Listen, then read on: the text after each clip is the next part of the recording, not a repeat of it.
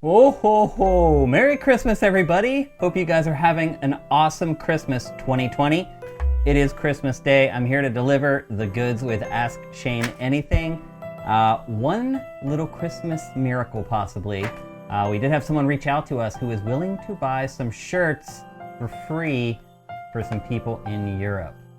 So if you are in Europe and you're struggling financially, maybe you lost your job or your hours were cut back, you'd like one of our new shirts, DM me. You can do it on Patreon, you can do it on SIFTD. We have someone, it looks like, who's gonna step up and deliver some shirts for you guys and spread the Christmas cheer. So anyway, Merry Christmas, if that's what you celebrate.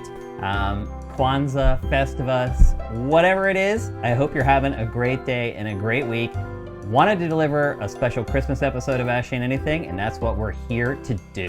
All right, our first question comes from Commander Fett. Do you think that you'll bring back SIFTD HQ or make a show that is similar? It was one of my favorite things that came up from SIFTD 2.0. Oh man, I also love SIFTD HQ. There's really nothing else like it on the internet right now, but I think that might be part of the problem. Honestly, people on the site loved it. Patreon seemed like lukewarm. People on YouTube, YouTube, stuff like that just does not work. This year, we stopped putting like 5 questions in each episode of Pact or Factor, and did each question individually. And one, I think it made each question better because Pac actually focused on it because he knew that that was the episode. So he didn't kind of like brush off some questions and just be like, no, and then move on to the next one. So I think it actually made the show better, but most importantly, our views went way up. Our revenue on YouTube went way up. People watched SIFTD HQ the first couple times on YouTube and then really didn't come back because I think part of the problem was, hey, this is an a la carte world. You're forcing me to watch segments I may not be interested in to get to the ones that I do. So, unfortunately, I don't think shows like SIFTD HQ work. Now, I mean, the good news is a lot of the segments that we created for that show have spun out, and we're kind of doing those separately. But we kind of have a new strategy going into 2021. SIFTD HQ is probably not coming back, just want to let you know that. The segments will live on, but the show itself. We have 2 shows right now that are kind of in pilot stage. One of them, the pilot's in production. And we want to make shows that we can sustain and that we know that we can produce over and over, and they're not reliant on X game coming out or Y whatever service or whatever. So there are going to be some changes coming to our Patreon as far as what our goals are, what our content's going to be going forward. I feel like we just spread ourselves too thin. I spread myself too thin. I feel like I've got my hand in like 5 different pies.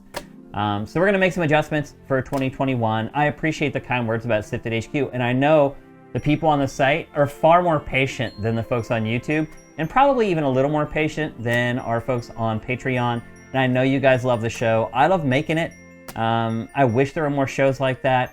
It doesn't bode well for the return of X-Play. It does make me a little nervous because it's kind of a similar format. But thanks to Mitch, who helped work on it, and Vincent, who helped work on it, and Slagathor, who did the graphics for it. Maybe that stuff comes back up somewhere, but I doubt it'll be in the same form. Next up, we have a question from Jay Lynn. How much longer do you think you'll do SIFTD for? I hope for many, many years to come. Boy, lots of big questions. It is the end of the year, so I kind of expect these types of questions from you guys around this point. That's a tough question to answer. I mean, I wish I could say forever. I wish I could do this until I retire. That's the goal. That has been the goal all along. This was never something I wanted to start and like blow up and get rich from and sell it. It was always, the idea was that I wanted to create something that I would enjoy working on for the rest of my career.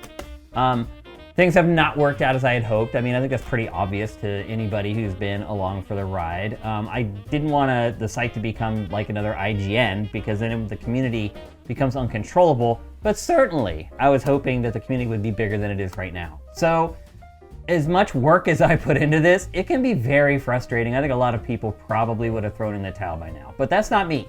And this is my baby. And I do still love working on SIFTD and doing all our shows and our content, and thinking critically about the site, how to make it better.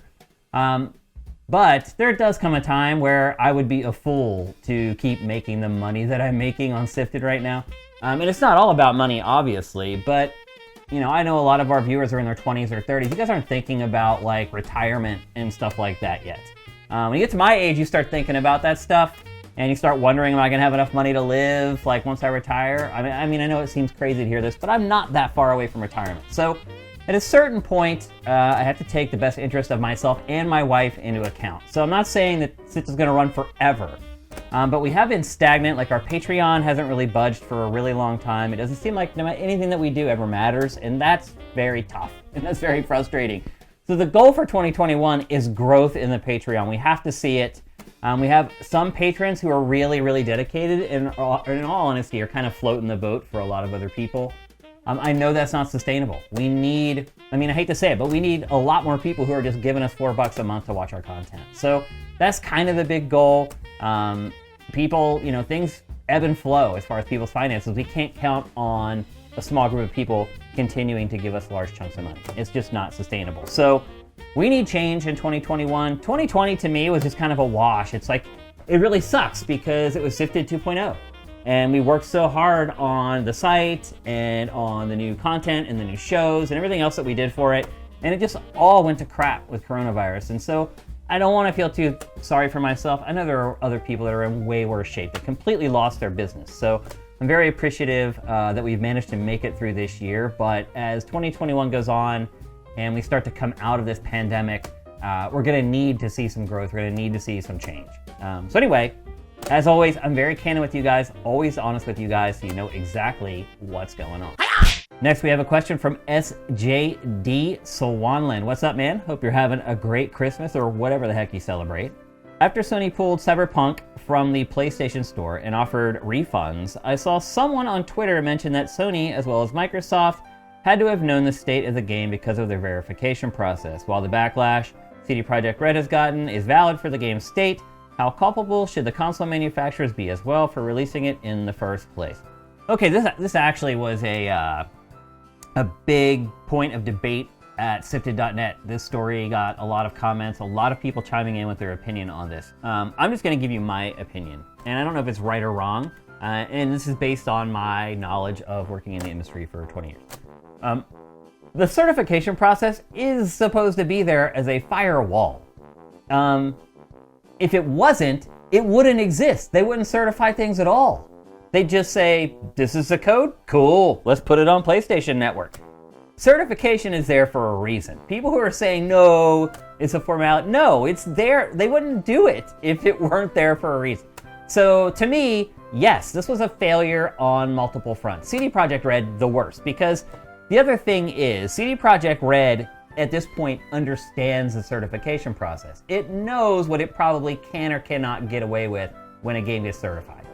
So to me, certainly CD Projekt Red is most culpable in this of anyone. But I don't think Microsoft and Sony are innocent either. Microsoft in LA right now, there's billboards all over town for Cyberpunk with Xbox Series X and Xbox Series S at the bottom of the ad. A huge co-marketing deal with Microsoft.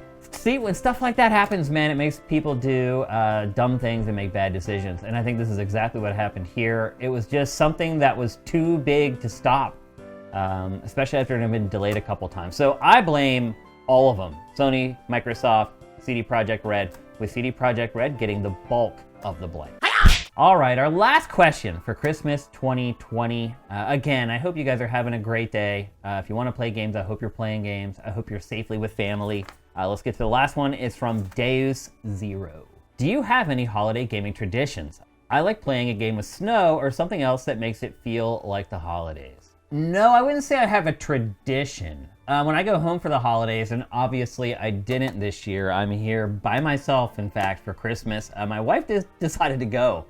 That's a personal decision everybody makes, and I didn't think it was a good idea. She thought it was okay. So I'm here Christmas by myself. But normally when I do go home, that's when I reconnect with all my old friends, and they all have systems. So inevitably, we'll go out for dinner, we'll go out for drinks or whatever, and we'll end up back at one of their houses, and we'll play.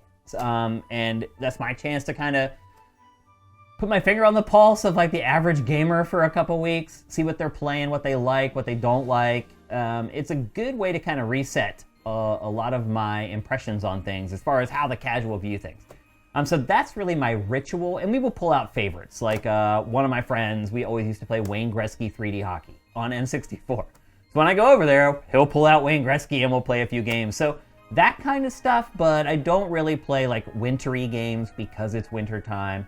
I don't even really dive into a lot of the special events that are happening for games right now. I played some Call of Duty Cold War, and like Nuketown is all decked out, decking the halls, literally, of Nuketown. There's like Christmas lights everywhere and like happy holidays all over one of the buildings and stuff like that. But no, I do not seek out Christmas-specific games or winter-themed games because it is the holidays. But if you do that, that's awesome. I hope it gets you in the spirit, and I hope it makes your holiday season all the better. All right, that's it for Ask Shane Anything Special Christmas 2020 edition. Again, I hope you guys are having an awesome holiday, season. A couple things. We're not probably going to do another episode of Game Face before the end of the year. I will do another one of these.